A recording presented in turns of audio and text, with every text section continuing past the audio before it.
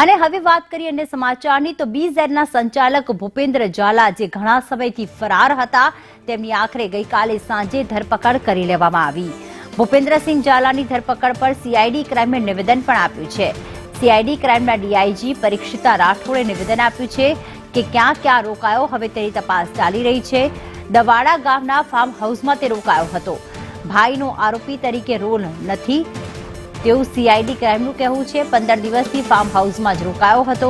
ભૂપેન્દ્ર ઝાલા ઘણા સમયથી ફરાર હતો। દવાડા ગામના ફાર્મ હાઉસમાં તે રોકાયેલો હતો ત્યારે અરજદારોની ફરિયાદ પણ લેવામાં આવશે। CID ક્રાઇમની EOW ઓફિસમાં ફરિયાદ કરી શકશે। અરજદારો પોતાની ફરિયાદ કરી શકશે અને ત્યારબાદ ભૂપેન્દ્ર ઝાલા ક્યાં રોકાયો હતો તેની પૂછપરછ તેની તપાસ ચાલી રહી છે।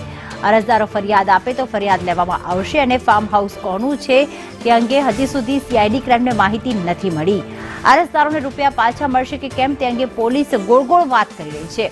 એક તરફ અરજદારો ફરિયાદ કરવા તો આવી શકશે પણ તેમને રૂપિયા પાછા મળશે કે નહીં તે અંગે પોલીસે હજી કોઈ સ્પષ્ટતા કરી નથી। દવાડા ગામમાંથી અત્યારે ડિટેન કરવામાં આવ્યો છે અને એના જે આક્ષેપો છે એને